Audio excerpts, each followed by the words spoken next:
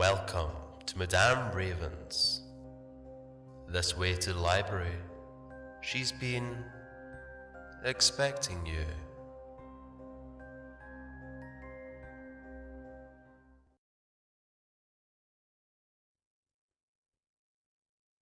The Moonlit Road by Ambrose Bierce.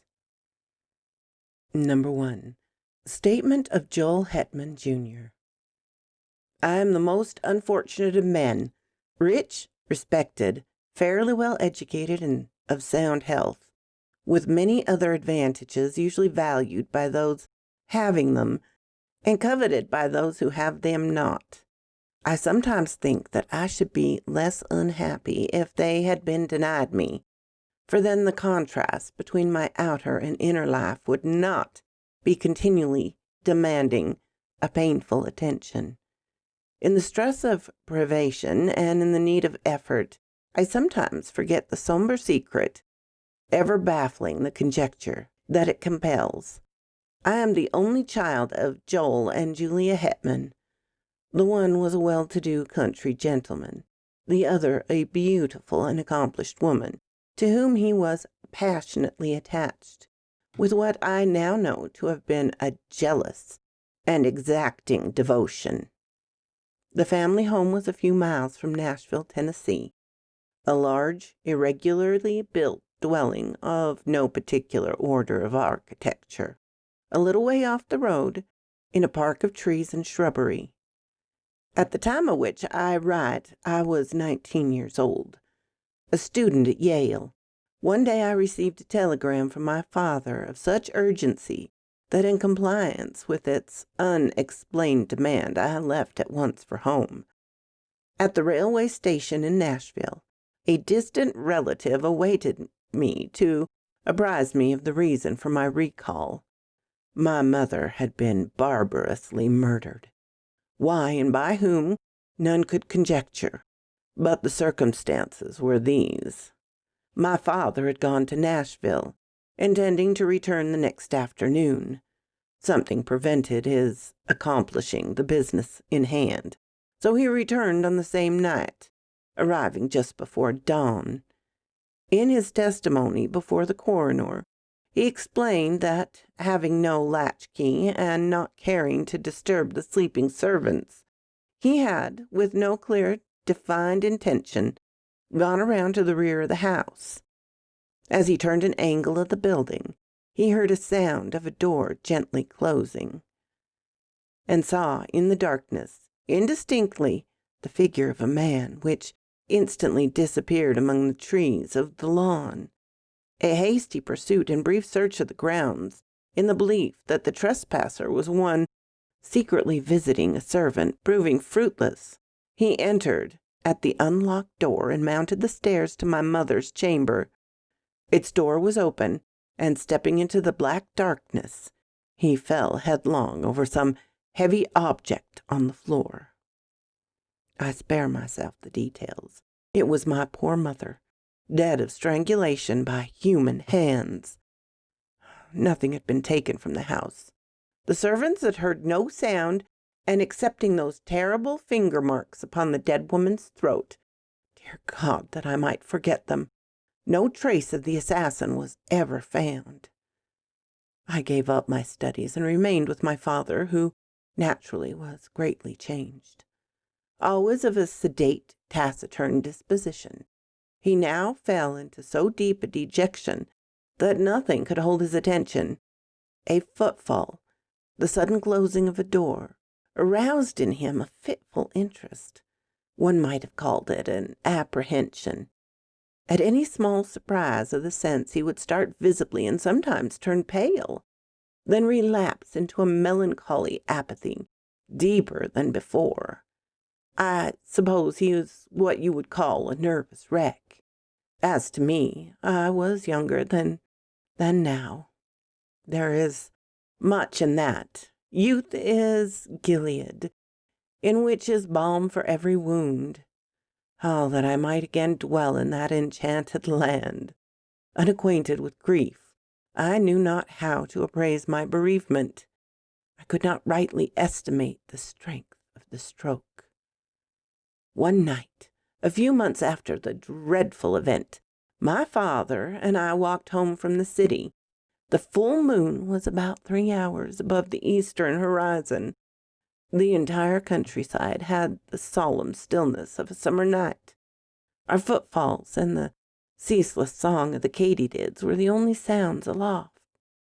Black shadows of bordering trees lay athwart the road, which, in the short reaction between, gleamed a ghostly white. As we approached to the gate of our dwelling, those front was in shadow, and in which no light shone. My father suddenly stopped and clutched my arm, saying heartily above his breath, God, what is that?" "I hear nothing," I replied. "But see. He pointed along the road directly ahead. I said, "Nothing is there. Come, father, let's get you in. You are ill." He had released my arm and was standing rigid and motionless in the center of the illuminated roadway, staring like one bereft of sense. His face in the moonlight showed a pallor and fixity inexpressibly distressing. I pulled gently at his sleeve, but he had forgotten my existence.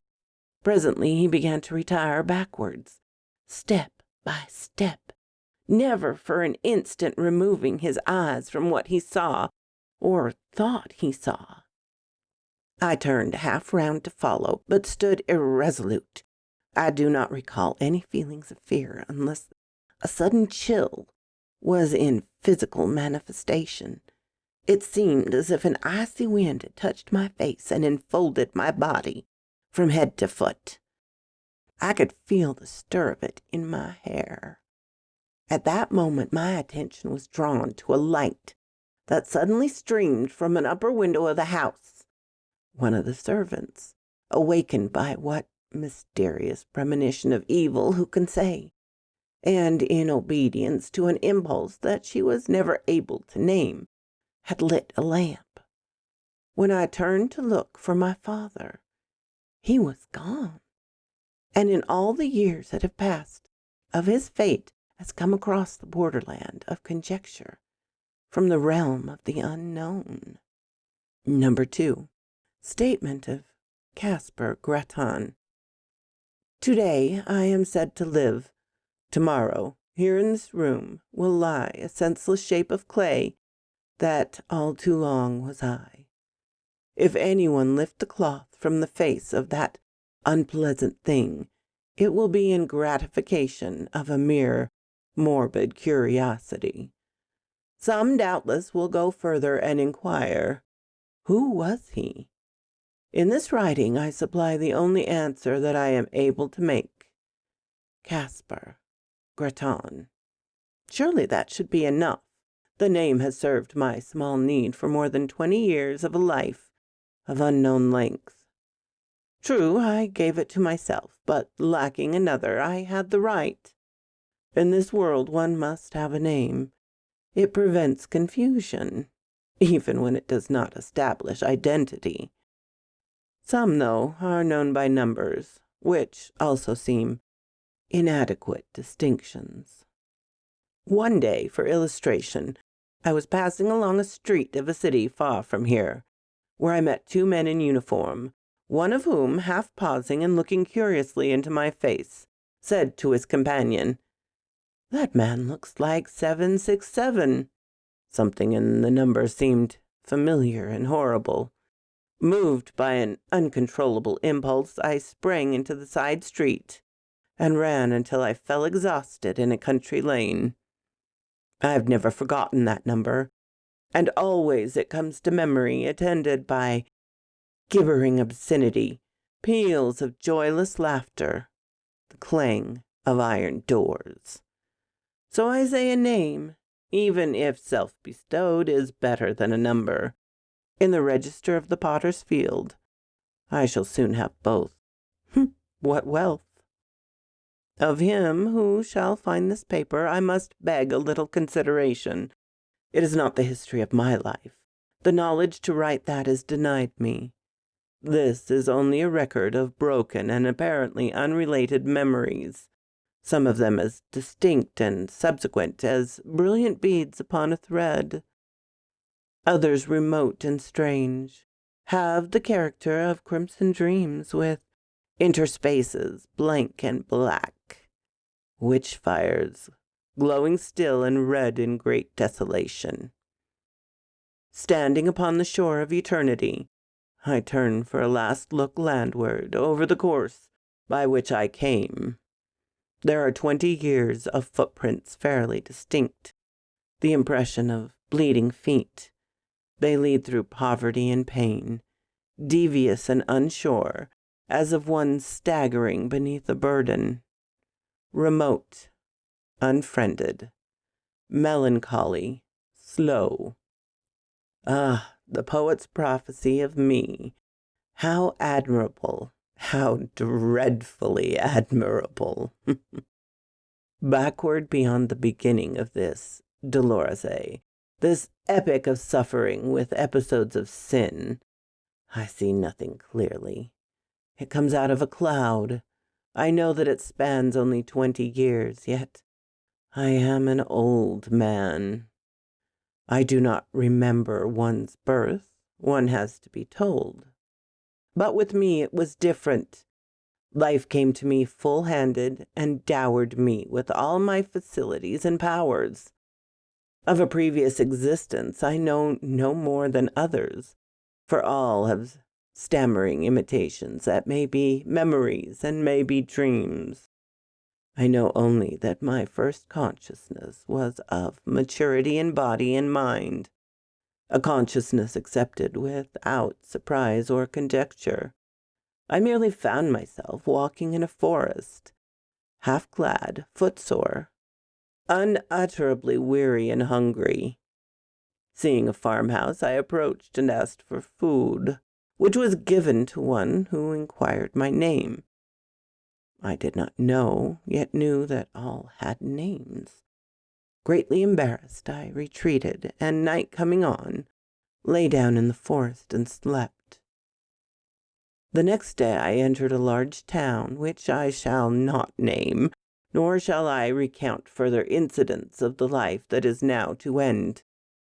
A life of wandering, always and everywhere haunted by an overmastering sense of crime and punishment of wrong, and of terror and punishment of crime. Let me see if I can reduce it to narrative.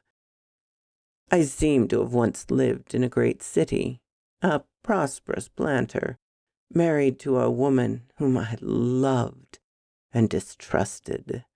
We had, it sometimes seemed, one child, a youth of brilliant parts and promise.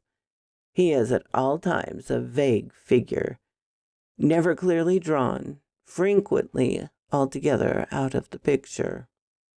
One luckless evening, it occurred to me to test my wife's fidelity in a vulgar, commonplace way, familiar to everyone who has acquaintance with the literature of fact and fiction.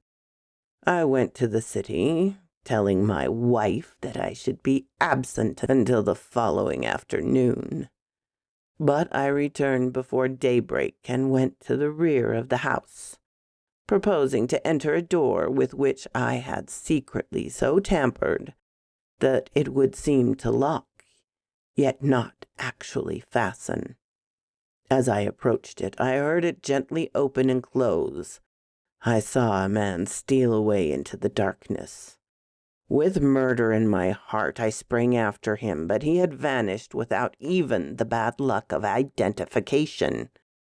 Sometimes now I cannot even persuade myself that it was a human being. Crazed with jealousy and rage, blind and bestial with all the elemental passions of insulted manhood, I entered the house and sprang upon the stairs to the door of my wife's chamber. It was closed, but having tampered with its lock also, I easily entered, and despite the black darkness, soon stood by the side of her bed. My groping hands told me that although disarranged, it was unoccupied. She is below, I thought, and terrified by my entrance, has evaded me in the darkness of the hall. With the purpose of seeking her, I turned to leave the room, but took a wrong direction. The right one. My foot struck her, cowering in a corner of the room. Instantly my hands were at her throat. Stifling a shriek, my knees were upon her struggling body. And there, in the darkness, without a word of accusation or reproach, I strangled her until she died. There ends the dream. I have related it in the past tense, but the present would be a fitter form, for again and again the somber tragedy reenacts itself in my consciousness. Over and over I lay the plan. I suffer the confirmation. I redress the wrong. Then all is blank, and afterwards the rain beats against the grimy window panes, or snow falls upon my scant attire. The wheels rattle in the squalid streets where my life lays in poverty and mean employment. If there is ever sunshine, I do not recall it. If there are birds, they do not sing. There is another dream, another version of the night. I stand among the shadows in a moonlit road. I am aware of another presence, but whose I cannot rightly determine. In the shadow of a great dwelling, I catch a gleam of white garments. Then the figure of a woman confronts me on the road. My murdered wife! There is death in the face. There are marks upon the throat. The eyes are fixed on mine with an infinite gravity which is not reproach, nor hate, nor menace, nor anything less terrible than recognition. Before this awful apparition, I retreat in terror, a terror that is upon me as I write. I can no longer rightly shape the words. Seal they. Now I am calm, but truly there is no more to tell. The incident ends where it begins, in darkness and doubt. Yes, I am again in control of myself, the captain of my soul. But that is not respite. It is another stage and phase of expiation. My penance, constant in degree, is mutable in kindness. One of its variants is tranquility. After all, it is only a life sentence. To hell for life. That is a foolish penalty. The culprit chose the duration of his punishment. Today, my term expires. To each and all, the peace that was not mine. Part 3. The statement of the late Julia Hetman through the medium Bayrolls. I had retired early and fallen almost immediately into a peaceful sleep, from which I awoke with that indefinable sense of peril which is, I think, a common experience in that other early life. Of its unmeaning character, too, I was entirely persuaded. Yet that did not banish it. My husband, Joel Hetman, was away from home. The servants slept in another part of the house, but these were familiar conditions. They had never before distressed me. Nevertheless, the strange terror grew so unsupportable that, conquering my reluctance to move, I sat up and lit the lamp at my bedside. Contrary to my expectation, this gave me no relief. The light seemed rather an added danger, for I reflected that it would shine out from under the door, disclosing my presence to whatever evil thing might lurk outside. You that are still in flesh, subject to horrors of imagination. Think what a monstrous fear that must be which seeks in darkness security from malevolent existences of the night. That is to spring to close quarters with an unseen enemy, the strategy of despair.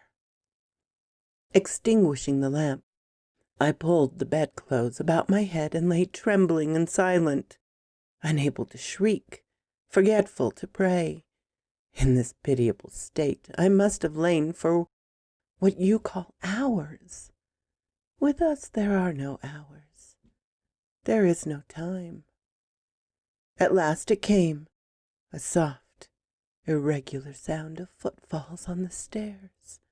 They were slow, hesitant, uncertain, as of something that did not see its way. To my disordered reason, all the more terrifying for that, as the approach of some blind and mindless malevolence to which there is no appeal. I even thought that I must have left the hall lamp burning, and the groping of this creature proved it a monster of the night. This was foolish and inconsistent with my previous dread of light, but what would you have? Fear has no brains. It is an idiot. The dismal witness that it bears and the cowardly counsel that it whispers are unrelated. We know this well, we who have passed into the realm of terror, who skulk in the eternal dusk among the scenes of our former lives, invisible even to ourselves and one another, yet hiding forlorn in lonely places, yearning for speech with our loved ones, yet dumb and as fearful of them as they of us. Sometimes the disability is removed, the law suspended. By the deathless powers of love or hate, we break the spell. We are seen by those whom we would warm, console, or punish. What form we seem to them to bear we know not. We know only that we terrify even those whom we wish to comfort, and from whom we most crave tenderness and sympathy. Forgive, I pray you, this inconsequential digression by what was once a woman. You consult us in this imperfect way. You do not understand. You ask foolish questions about things unknown and things forbidden. Much that we know and could impart in our speech is meaningless in yours. We must communicate with you through a stammering intelligence in that small fraction of our language that you yourself can speak. You think we are of another world. No. We have knowledge of no worlds but yours, though for us it holds no sunlight, no warmth, no music, no laughter, no songs of birds, nor any companionship. Oh God, what a thing it is to be a ghost, cowering and shivering in an altered world, a prey to apprehension and despair. No, I did not die of fright. The thing turned and went away. I heard it go down the stairs hurriedly. I thought, as if itself sudden fear. Then I rose to call for help. Hardly had my shaking hand found the doorknob when, merciful heaven, I heard it returning. Its footfalls as it remounted the stairs were rapid, heavy, and loud. They shook the house. I fled to an angle of the wall and crouched upon the floor. I tried to pray. I tried to call the name of my dear husband. Then I heard the door thrown open. There was an interval of unconsciousness, and when I revived, I felt a strangling clutch upon my throat, felt my arms feebly beating against something that bore me backward, felt my tongue thrust itself from between my teeth, and then I passed into this life. I have no knowledge of what it was. The sum of what we knew at death is the measure of what we know afterwards. of all that went before. Of this existence we know many things, but no new light falls upon any page of that. In memory is written all of it that we can read. There is no heights of truth overlooking the confused landscape of that dubitable domain. We still dwell in the valley of shadow, lurking in its desolate places, peering from brambles and thickets at its mad, malign inhabitants. How should we have new knowledge of that fading past? What I am about to relate happened on a night. We know it is night, for then you retire to your houses, and we can venture from our places of concealment to move unafraid about our old homes, to look in at the windows, even to enter and gaze upon your face as you sleep. I had lingered long near the dwelling where I had been so cruelly changed to what I am, as we do while any that we love or hate remain. Vainly I sought some method of manifestation, some way to make my continued existence and my great love and poignant pity understood by my husband and son. Always if they slept they would wake, or if in my desperation I had dared approach them when they were awake, would turn towards me the terrible eyes of the living, frightening me by the glances that I sought for the purpose that I had held. On this night I searched for them without success, fearing to find them. They were nowhere in the house, nor about the moonlit lawn, for although the sun is lost to us forever, the moon, full-orbed or slender, remains to us.